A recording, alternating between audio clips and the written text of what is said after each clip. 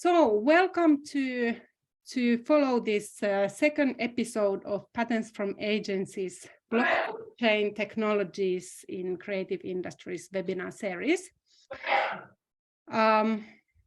This is the second episode, and today we are talking about the applications of NFTs and the Metaverse. We are supposed to be here about 40 people today. So let's make a short recap on the webinar etiquette. So please keep your these cameras off and also microphones. But still, we would love to see an active audience. So if you have any comments or any questions, so please use the chat function. And we have here a chat host, Kristiina Tergujev, who is then reading aloud your questions. My name is Jenni Muberi, and I'm the CEO of Patents from Agency, who has produced this webinar series. But I'm just a minor person today because we have two experts that are leading the discussion today.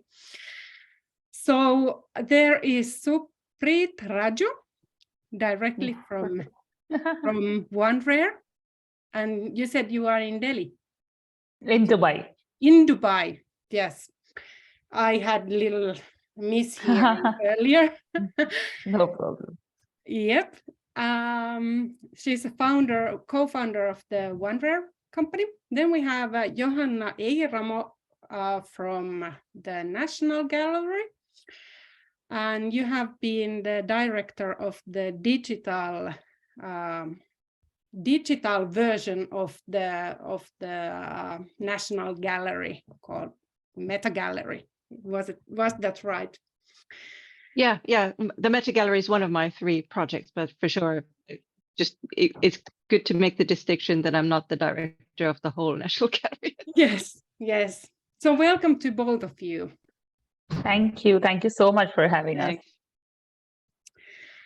Okay, so without further ado, let's get into the business.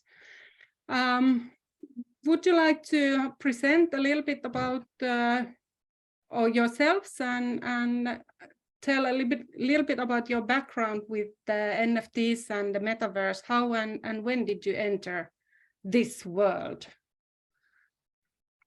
Oh, Johanna, you want to go first? No, Supreet, you have such a better history in the Metaverse. Okay, I'll try. So I'll actually just share my screen to also show people what we are building. Hi everybody, I'm Supreet Raju. I'm the co-founder at OneRare, and we're building the world's first food metaverse, which we call the Foodverse. This idea started in January 2021, so it's been more than 2 years now. And we actually started as a very small NFT project. I have a design background, which is how I came across Patents from Agency as well. My previous career as a textile designer, when I was honestly not a fan of being in the blockchain industry or not really looking to get here. So I think I was a very accidental drop in here when the world of NFTs came. And, it was a very fascinating concept that art and creative people can now be a part of this technology. So that's how I came in, because I felt like everything I heard about blockchain made me feel stupid.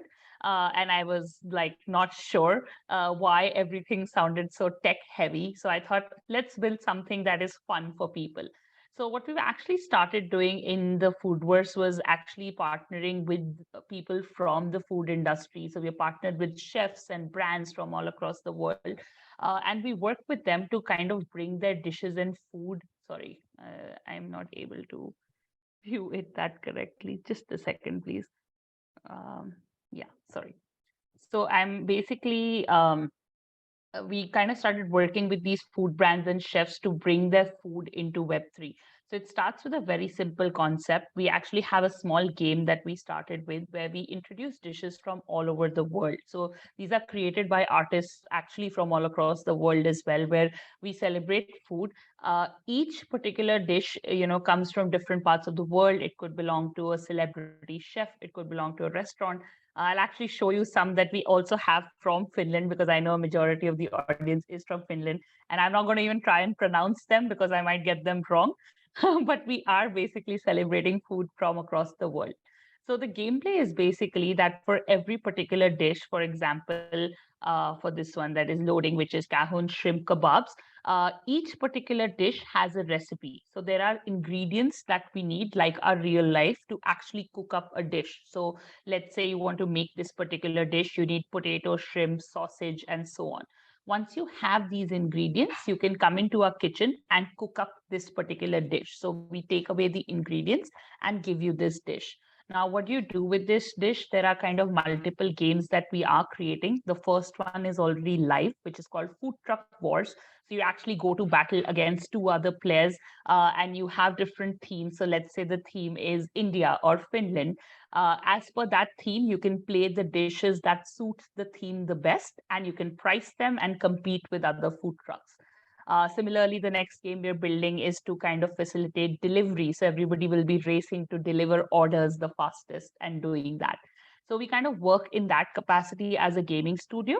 We are also working with big food players from across the world. So I'll just play a small video for 30 seconds. It's a bit longer, but just to give you an idea, we are building metaverse spaces for brands where we basically kind of allow food businesses to facilitate online ordering, host online events, create games like, for example, you can make your burger and you get the same order at home. So things like that, we've kind of planned it in a way that helps the food industry, meet more customers, not just locally, but globally.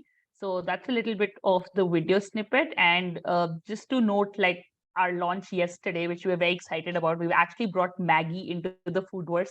I don't know how many of you in Finland get to experience this brand, but it's pretty huge in our part of the world. So we basically have partnered with them to actually create a Maggie week of recipes. And so if any of you are looking to, start your journey in NFTs and you don't know anything, you can actually just log in with your Google Mail, Gmail, or your Facebook, and just spin this wheel to actually win your first NFT. So you don't need to spend anything. And you can give it a try to see if you can win a Maggie NFT as well. So it's things like these that we're doing, basically just making food fun for everybody on the blockchain.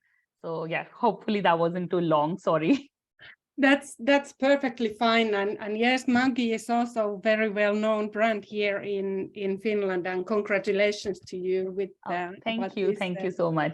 Operation. Thank you. Wow, I'm breathless at this point, but let's hear what Johanna says about the arts. Thanks. I'm breathless and also hungry. It's really super interesting. I'm going to take you hopefully to my avatar, which is in Decentraland right now. Let's see if it works. Yes, there's me saying hello. So you are actually now live in Decentraland, and you will see that I have a little dove of peace on my shoulder. So that's a token that I have in my MetaMask crypto wallet, and it was the token was given when I voted in a vote to see which one of the artworks in our Meta Gallery speaks to me most about the theme of peace. So as we go inside, I'm not the most great mover in Decentraland. You'll see there's this hostess who wants to say hello and ask if I want to know more about the Decentraland and what or the Meta Gallery and what we've done here. And what we actually wanted to do in June 22, so this is less than a year ago, was to see what space and what kind of what museums could do in blockchain virtual realities. And we chose Decentraland, first of all, because they're an actual DAO. They're what's it called? DAO is a decentralized, autonomous. Yeah, autonomous. Thanks. Yeah. Thanks, Supreet. So decentralized, autonomous organization. So an osuuskunta, if you will, in Finnish. And they make decisions as a group. Someone votes, I want this emote. I want a clap emote for avatars, and then they vote if it's a good idea or not. And someone gets money to create the emote, and then it's available for everyone. So I like the idea of a very democratic Decentraland. It's also they're not monetizing anything right now. So it's also because we're a nonprofit. They're a nonprofit for now. That might change. So so I wanted to rather than go to a really fully monetized world like Roblox, for instance, I wanted to do something a little bit different. Nothing wrong with making money, but as a museum, I think we have to take things a little bit slowly. So in this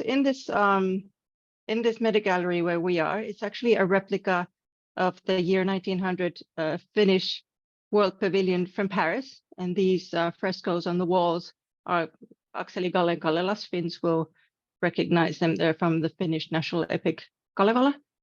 So we wanted to make this as real from 1900 as possible, without putting in. There were a lot of other stuff in the pavilion in the year 1900, so we didn't put in all of the artifacts that they had, but a lot of the artworks. And what we wanted to also see is or do is to give visitors the freedom and the possibility to change the artwork. So we're actually now looking at artworks that are from the theme peace, which was the last one that we added. Hang on, you can see there's a beautiful angel by Ina Colliander. There's the idea of a peaceful, tranquil moment by Albert Gebhardt. There are 12 pieces of artworks in every set and in every theme. And this one is unfortunately very topical. It's men taking a respite in the middle of war. And but when we started with 2 themes, there were male and female artists from the year 2000. So the men artists were unfortunately the men who had their works portrayed in the pavilion in year 1900 in Paris. So that's you can see further on that I'm changing the themes. So these are those were the women. So these are the actual replicas of the artworks that were shown in Paris in 1900. And because we wanted to be believe in or give a little bit of space to the women of that time as well, the second theme that we had from the beginning was female artists from the same time. So you can choose the artworks here. And then we had a vote. People could vote. What other themes of art do you want to see? And the vote was between landscapes, animals, and the queer theme. And people voted for animals and queer. So the queer theme is actually behind me right now. So these are parts of the queer theme. And then we added peace. Peace later on in this year. I'm going to change to that and just take you to the back of my gallery, because these are pieces from the Ukrainian National Museum. And if you wanted to, you could go to Patron of Arts and buy these NFTs with a credit card, which is what I did, and you'll get an NFT, and the money will go towards restoring the cultural artifacts of Ukraine when the war stops. So the gallery is going to be here in Decentraland until the end of May, when it's going to be we'll take down the artifacts, but the building itself is going to be shared as an open source resource in the resource center of Decentraland. So anyone who wants to use it in the future in Decentraland will get it for free, and they can put in I don't know, car shows or parties or whatever you want to do in Decentraland. And we're going to take our next step in Web 3.0 by creating a community and figuring out what we can learn with that community, thinking about the 45,000 pieces of artworks that we have in the Finnish National Gallery and how we could use those as a platform for telling stories and creating new sort of experiences of art in various virtual worlds. So this is a pilot in Decentraland, and the next pilot will probably be somewhere else. So I think that's also a little bit longer than 2 minutes. So I'm going to stop sharing and be happy to start talking. Wow, I'm breathless also by this National Gallery in the Metaverse, or in the Metaverse. Fantastic work. You are both really like a pioneers in your field. So how has it been? Supreet, you explained a little bit somewhere that it was at the time of the pandemic that you came up with the idea, and we are hardly over the pandemic, and you are able to show these like collaborations with the Maggie. So it's been good. It's been good. It's been a learning curve. I think there is definitely, we're used to knowing about certain technology because we read about them in school. We get to know about them.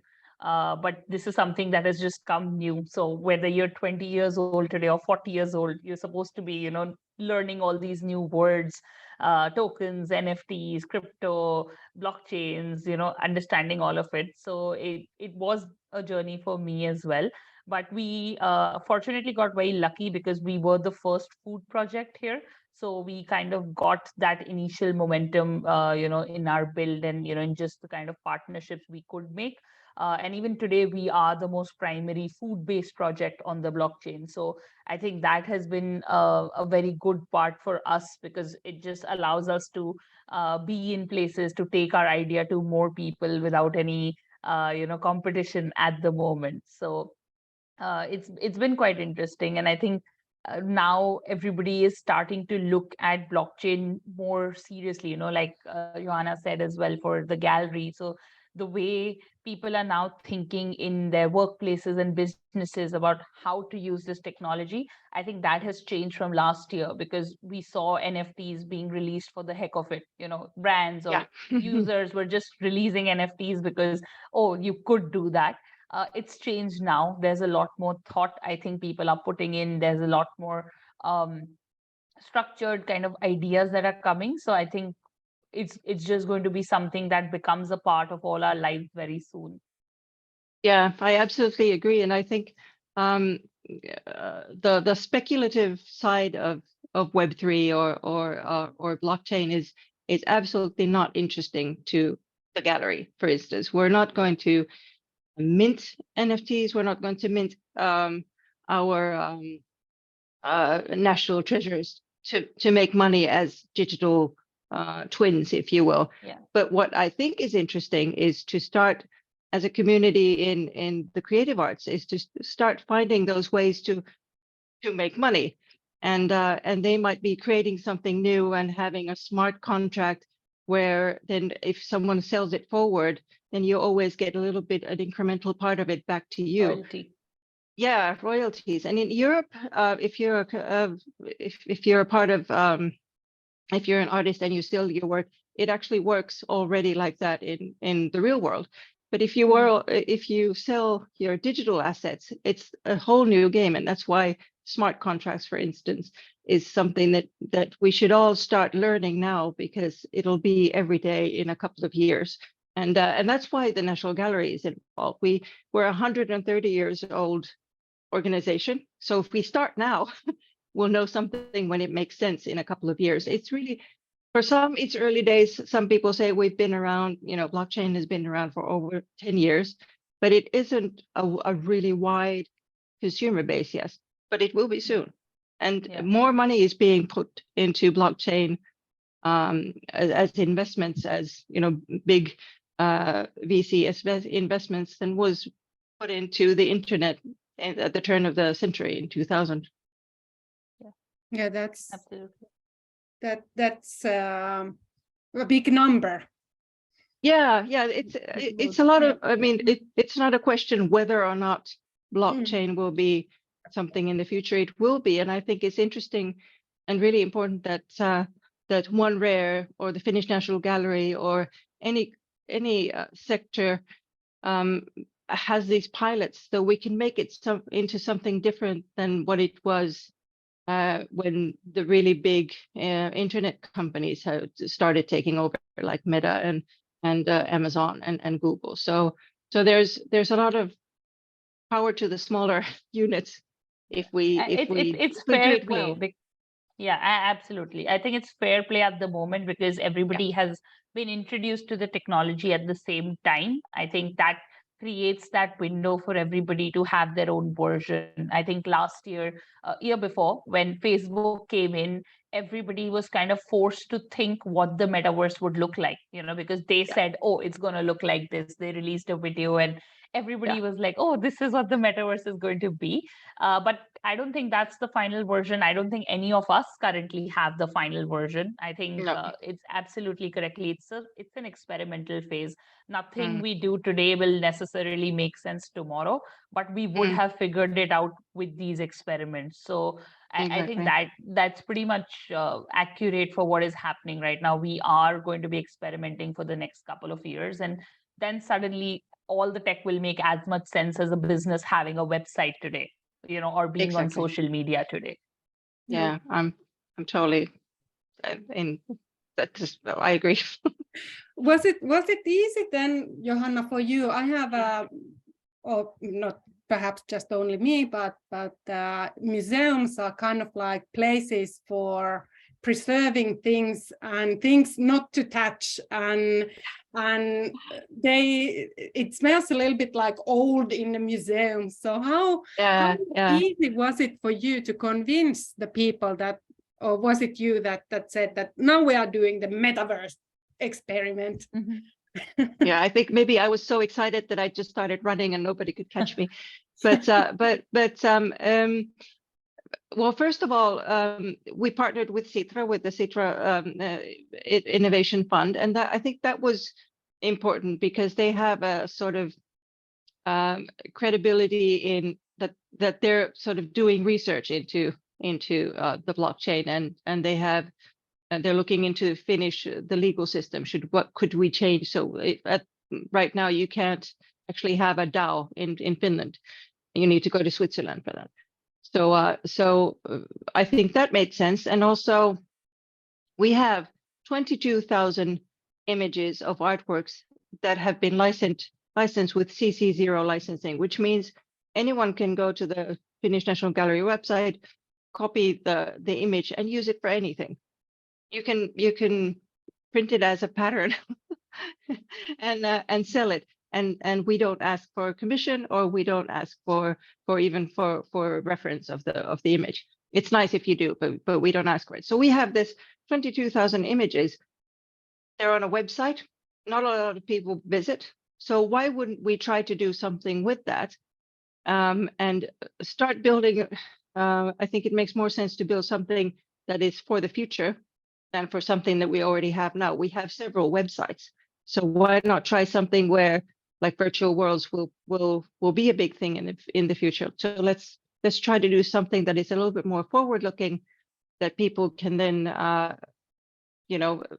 so the smaller amount of people can visit now, but in the future that's where most of the people will be. That's the next Facebooks or the next Twitters and Instagrams and stuff like that. So it wasn't very hard to convince, but we also did it. It's a very light pilot. It's not. We had a adventure club, a Helsinki-based design company who actually built the Meta Gallery itself. We used CC0 images for the first two themes, just to make sure that we were on the up and up, and we were doing things the right way. And then we added some not CC0 artworks, and that went well too, and nobody's abused anything. So it's it's been really interesting. But there's been about 3,500 people who have visited. I don't know if it's a lot or not. It sounds like a small number, but no other museum has built a gallery in a virtual world that I know of. So it could be little as well. Yeah, no, I think, like you rightly said, it's something like, it sounds very unrealistic when people think of, oh, why would be in the metaverse and things like that. But I think that is not a pro, but something that has come out of the pandemic, actually, because before the pandemic, nobody was even aware of what Zoom is. And, today we're sitting here from different parts of the world, and we're so comfortable on this particular platform. So I think people's idea of a virtual interaction has become much more positive now than what it was in 2020 or 2019. People take this route of video interactions much more easily. They are able to connect. And so that's also why the metaverse becomes important, because what we are interacting with right now, this particular interface can be improved. That's what the metaverse does. It's just improving this further. I don't think any of us can wear an Oculus today and sit for very long. It's a very heavy device. You can wear it for 15, 20 minutes maximum. But tomorrow there will be, sunglasses and glasses as light that would allow us to do that. So I think it's just this tech shift that started when we started interacting virtually, and it's something that will just keep improving over the next decade. Exactly. There's some cool events in Decentraland. I think they have actually a fashion weeks. If it's not this week, then it's next week. And avatar people as avatars go to spaces, and they go to parties, and you can see avatars dancing around, and you have designers who have designed the clothes, and they can be tokenized, or they might not be tokenized, but people are already there as the selves that they want to create. And I think that's a very powerful tool. You can go as whomever. You might be happy with who you are like this, or you might, today I want to be, a tiger head wearing, goddess or something. And you can do that. Yeah, the sky is just the limit, and not even that. Yeah, exactly. There's a lot of interesting stuff that you can do, and try. I think these early days are good for trying even outlandish things, even really, does this make any sense? So why not try?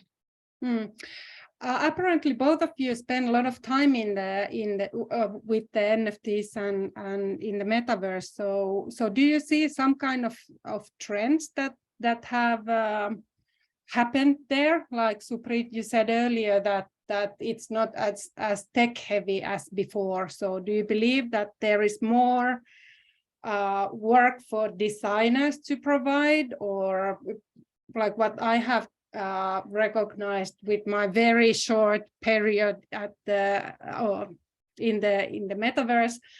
So I have noticed that fashion has been a big thing there, that you can create something for yourselves, but will it become also for the interiors, or? So I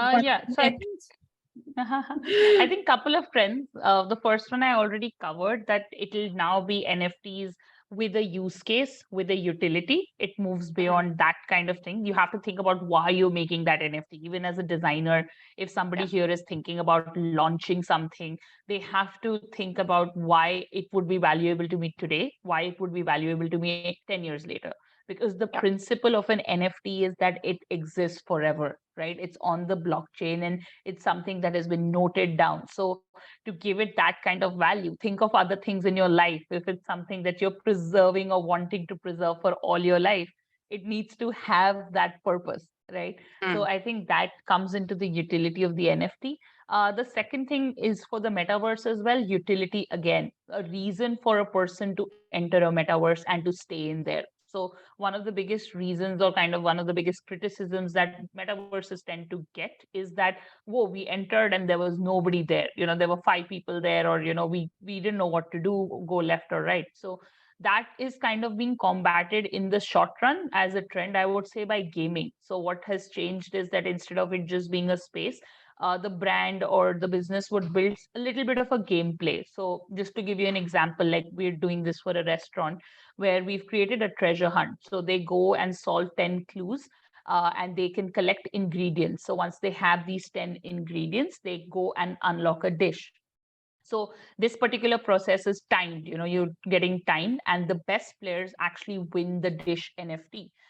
Then they can take this dish NFT to the restaurant and swap it for a real meal. So that is also the third trend, especially maybe for industries like fashion and food, where there is a physical object to enjoy. You want to wear that Chanel bag, or go check out that coat, Zara coat, let's say. Or in the case of food, more importantly, you want to taste that burger. You don't want to be just looking at a photo. So I think that's the third trend, where the real life kind of connections will become stronger in the next year. People would be able to jump in and out of this virtual to real world. So I think for me, those are kind of the key things happening right now. Yeah, I agree. And probably having the most beautiful coat in your virtual world, and then having it in real life as well. So you have a digital double of your physical thing is definitely something that's worth thinking about. I had a chat with Sandbox. They're one of the bigger commercial virtual worlds, and they have I think they said in Paris they have 20 studios working to make the content. And they're growing that. I mean, these are probably, fairly more than one-man shops or one-woman shops, but they need content all the time, content makers all the time. So if I could draw a circle or a straight line, I would definitely also look at how could I monetize my work on Web3. Yeah, and actually very interesting. So Sandbox, the founder of Sandbox, is actually also an investor with us, Sebastian. Oh, good. So we've actually interacted a lot with him, and that's actually a really good example, because Sandbox, if somebody goes and looks it up, it's a completely different metaverse look than Decentraland. So it's entirely based on a design principle of voxels, which are kind of like 3D pixels. So everything is like a cuboid build there. Like a cube build. So versus Decentraland, which is going to have this semi-realistic build, versus us at OneRare, because we're working with the food industry, we're creating a hyper-realistic build that is going to be Oculus compatible. So I think that with Sandbox, that's what it's interesting, because every builder, so there are different kinds of build requirements as well when you go to different metaverses. So even as a creative person, you can see what you would enjoy building more, whether you'll enjoy building a Decentraland concept or a Sandbox concept, and what goes better for your business as well. So like, I think for you guys at the gallery, Decentraland is a far better decision than Sandbox, because Sandbox would take away the charm of your art. Yeah, exactly. And there will be more, and there'll be others. I mean, we were criticized that that Decentraland isn't you can't wear a virtual headset, and that's kind of like, that's okay with us. You don't have to have everything in your first pilot. You could start out small. The next one might be something where you can have a VR set, or you also can't visit on your mobile, and that's okay too. So we know that we're hitting a niche market, and since we're not selling anything, that's fine. But Decentraland, and the people who visit Decentraland on a regular basis, about 7,000-8,000 people a day, so not huge numbers, but they're very dedicated to Decentraland. So it's an avid audience once you catch them.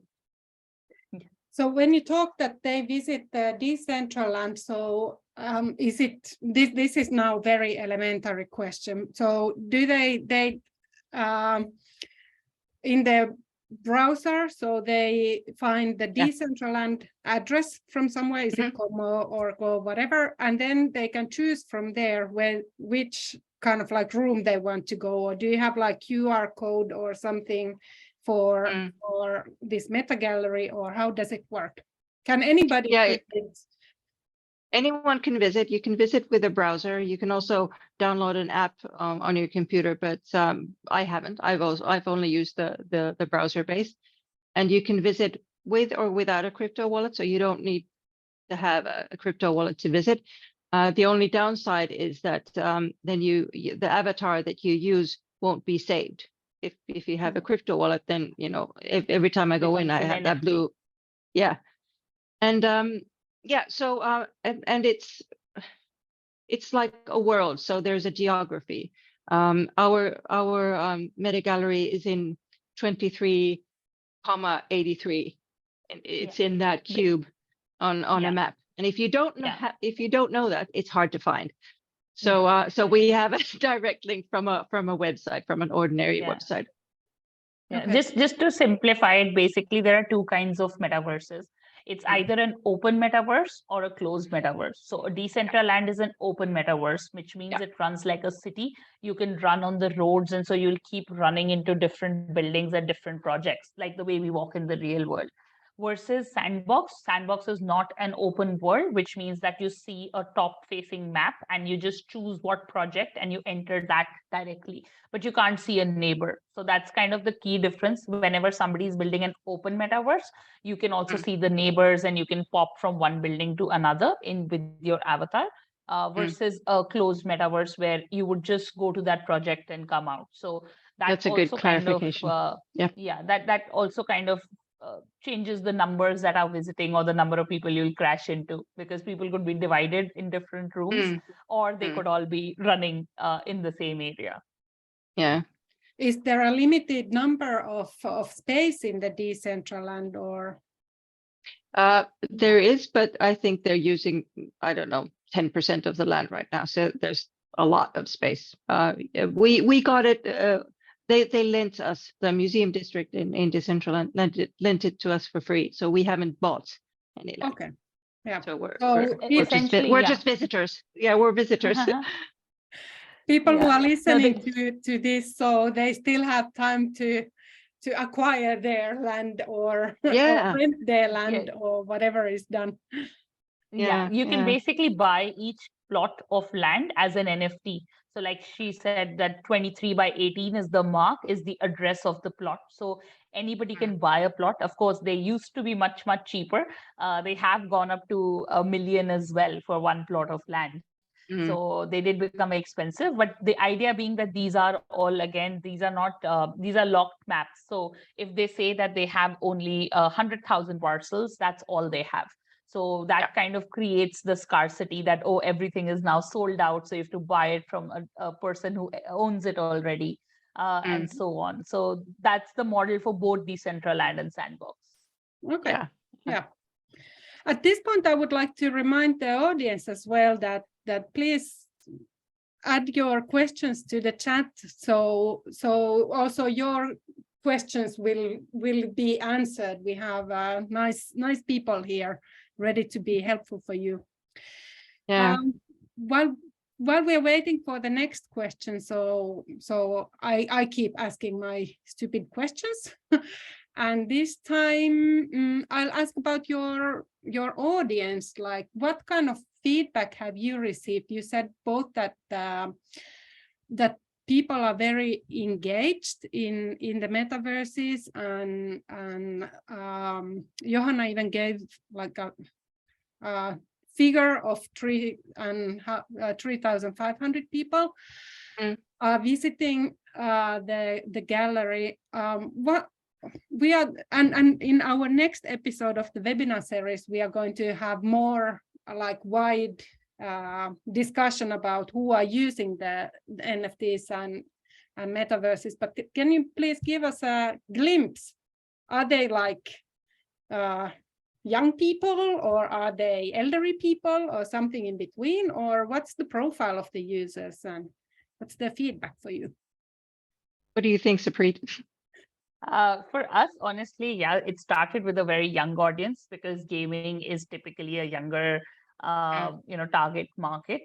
We do have a surprising number of slightly older people who are playing as well. But I think for me, I look at blockchain industry that it's divided into segments. The slightly older people tend to have more resources, so they see themselves as investors into projects where they would like to buy NFTs to hold them for future value. Versus the younger people who will aggressively game and try to win their way like that. I think the communities are honestly very small and very engaged across blockchain projects, not just Decentraland or OneRare. It is a trend because it takes a lot to take your first step into Web3. So generally the communities are small. But what has changed is that because of this particular restriction, every project is working very hard to make things easier. So getting things on mobile, getting social logins, it's something that kind of breaks away from the principle of blockchain where people said, oh, it should be anonymous, it should be decentralized, no data should be held. And then the audience wanting a Gmail or a Facebook login defeats that purpose. But I think right now everybody wants as many people as possible on the platform. So I think things are getting easier. So we're seeing more people, even like the spin the wheel, for example, that we showed you. So that is something we launched yesterday, and we already have about 12,000 signups on that. So you can see that trend that if you make things easier, I think today we don't know what Zoom is hosted on, for example. We don't really know the base technology of it. We don't know what website is using Amazon Web Services versus WordPress. So I think discussions about we're building on Polygon or we're building on this chain or that chain, this tech stack, it is irrelevant to the final user. We have to kind of shush down on those details and make the actual experience better. I think that's kind of where we are going. So every time we make something better at OneRare in terms of the final experience, our user base grows with more women, with more first-time users. And yeah, that's kind of what we are seeing at least. Yeah. Sorry, what was the question? About your audiences, like what kind of feedback and what kind of audiences have you had? Definitely young adults. I would say that there is no age limit per se in Decentraland, but since you need a fairly good computer, I mean, something that's 2 years old might not have the computing power to actually get through.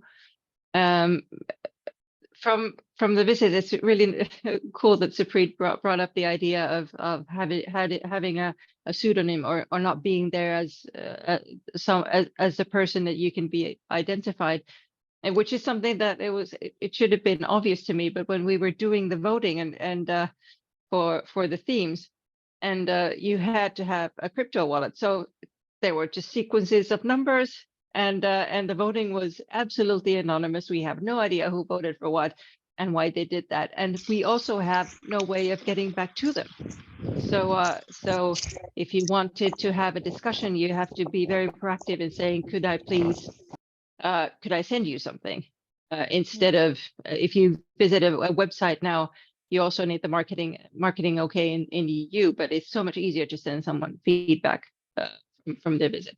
So young adults for sure. We know that the URLs from where people go to the decentraland.org and then end up in our sites. A lot of people from the Americas, mostly because Decentraland was created by Argentinian startup guys.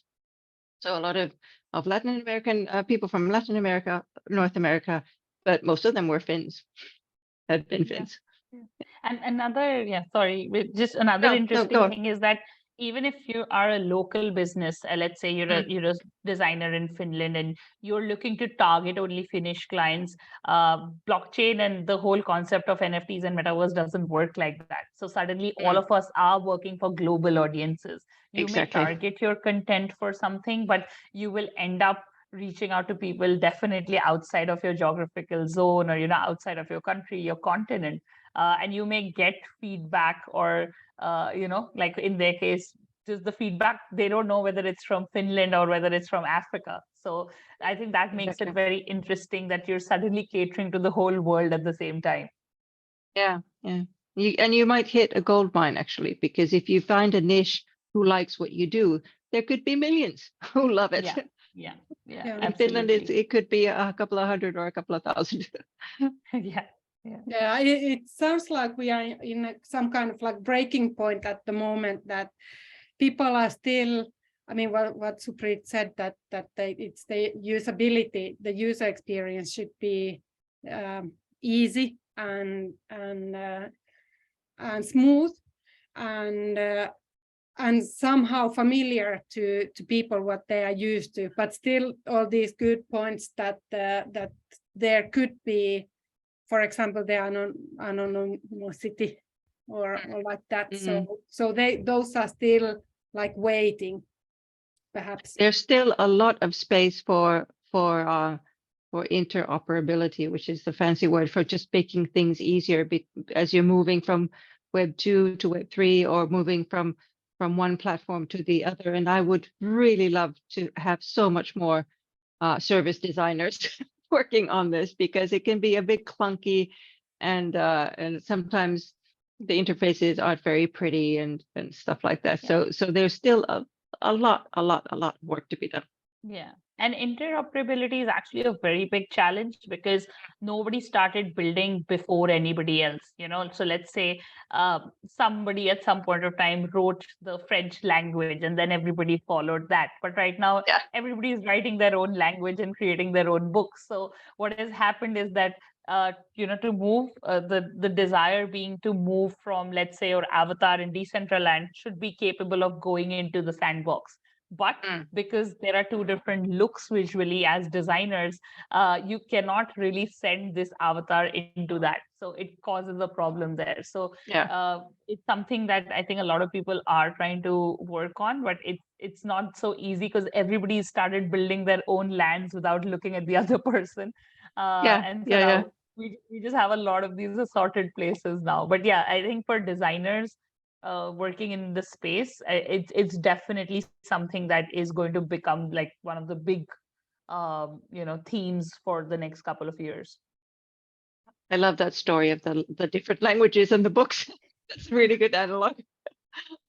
Yeah, hopefully it will be as smooth to jump from one world to another as I don't expect it, to be honest. I don't see it.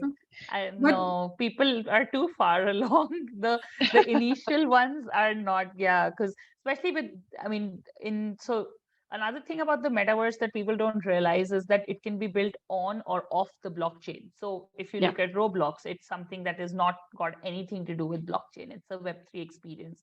And a lot of brands come up with these metaverse experiences that are not on the blockchain.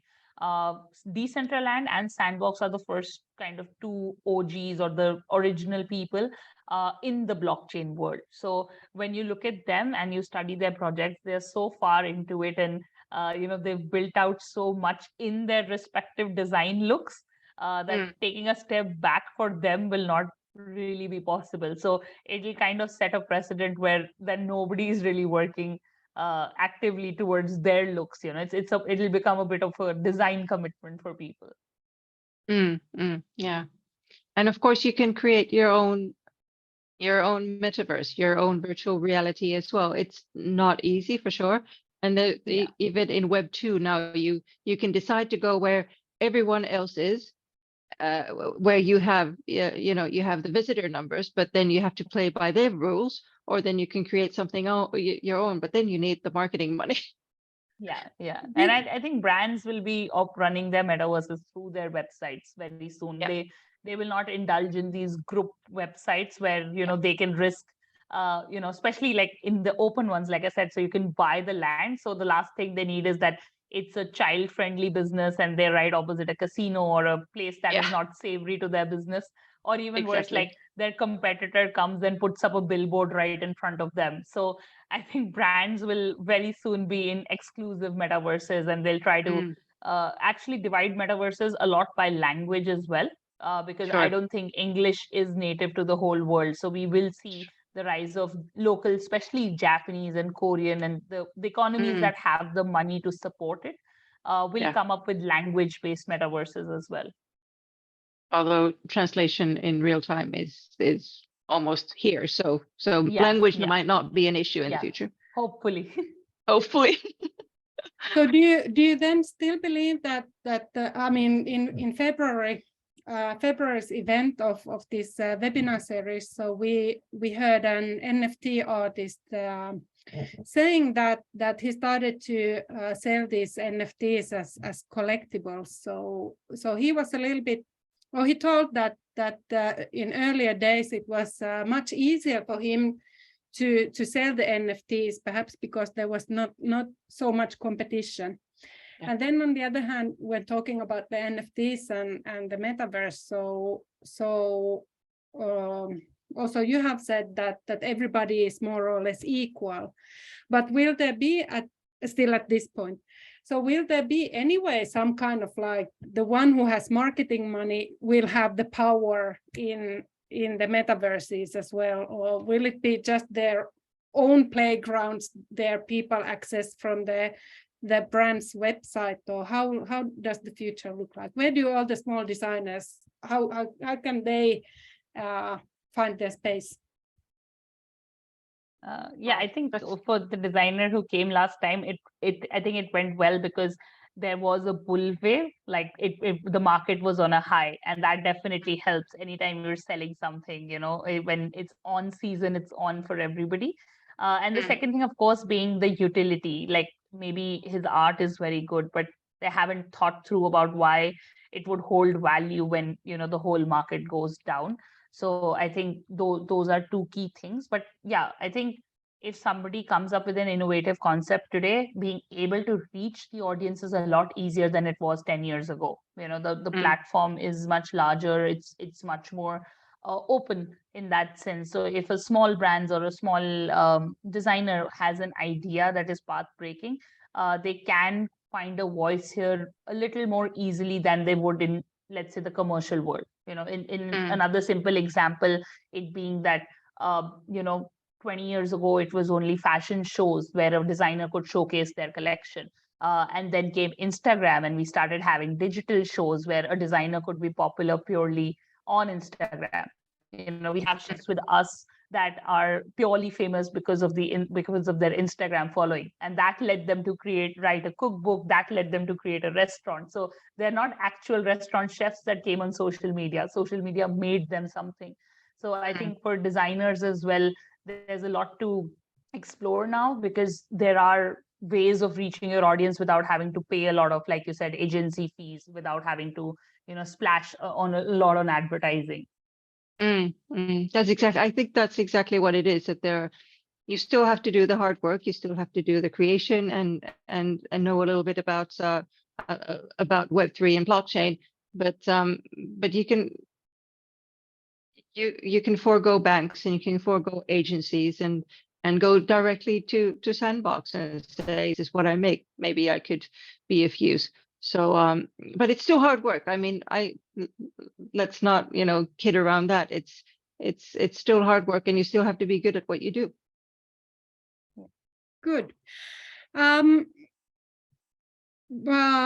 My perhaps last question, there is still time for audience as well. Be brave and ask your question. My final question would be to both of you. I've been to the Meta Gallery and I spun the wheel as well yesterday already. Oh, amazing. Amazing. So how would you encourage people to start their experience in the metaverse or with the NFTs? What should people do? What's the first thing? Is it to open the crypto wallet or what? What should a person do? Johanna, please.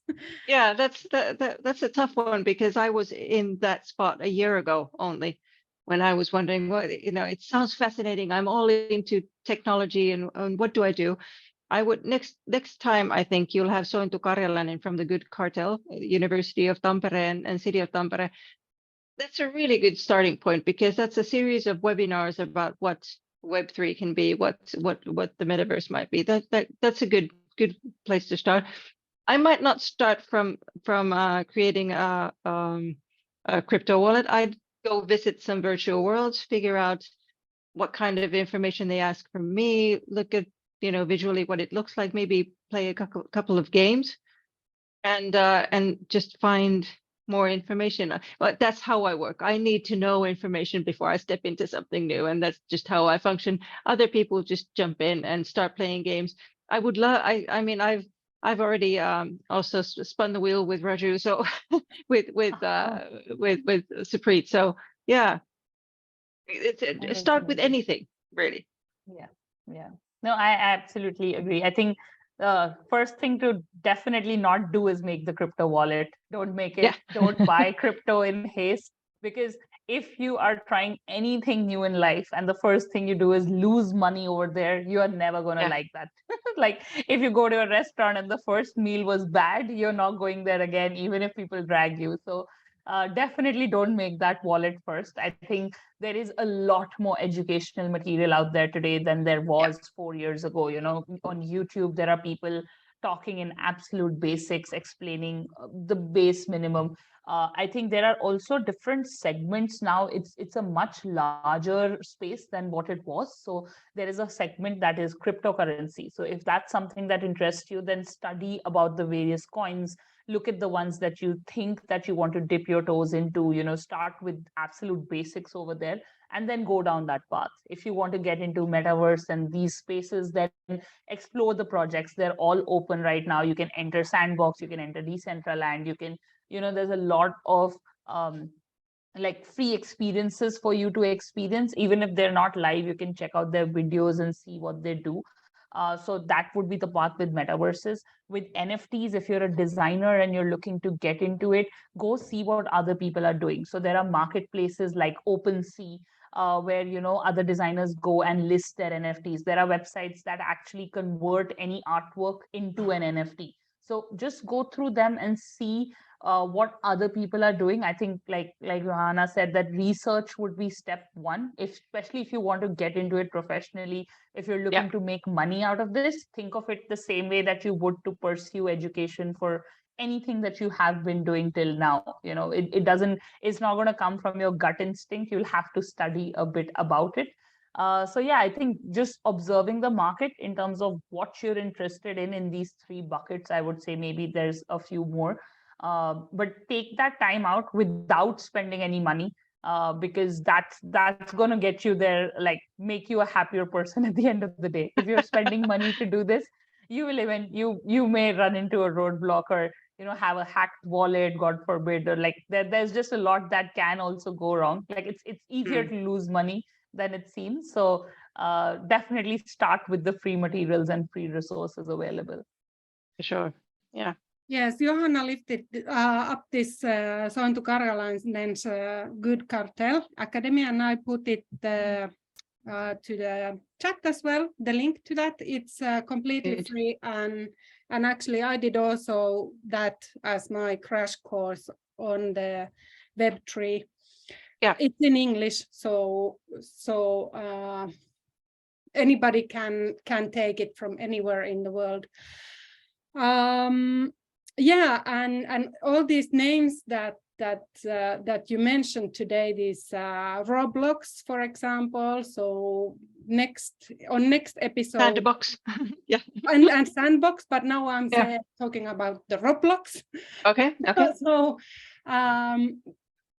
we will have a discussion about them in 1 month's time, as we are talking about the users of the Web3, more about that topic. Very nice. Yes. Thank you so much for Supreet and for Johanna. It was a really interesting discussion, and half of it went in here and out here, but it's I'm sure that something stayed inside as well. Yeah. Good. Well, thank you so much. I really enjoyed it. And if someone wants to, connect on LinkedIn, I'm happy to do that. And if you want to send me a message or questions, afterwards, once stuff starts sinking in. Happy to answer any questions later on as well. No, thank you so much for having me. It was great to know about the Finnish Art Gallery as well. And I think it's amazing what you guys have built out. Really looking forward to the next step of the community build as well. So thank you so much for enlightening me also on what's being built in the art world. I think it's absolutely fascinating. Yeah. We'll see you in the foodverse. Yeah, let's all go to spin the wheel at the OneRare. It's OneRare. Yeah, I can drop the link for everybody if that helps. Oh, yeah, I'll just do that. Yeah. So if anybody is absolutely unaware of crypto, you don't need anything. You can log in with your Gmail or Facebook and just spin the wheel, and you will get a Maggie NFT as soon as we launch the official NFTs. So we'll have a Maggie week in April, and that's when you get your first ingredient and you can start cooking up your dishes. That's cool. Lovely. Thank you so much, ladies. And thank you, dear audience, as well. Yeah, have a great day. Bye, everyone. Bye. Bye-bye.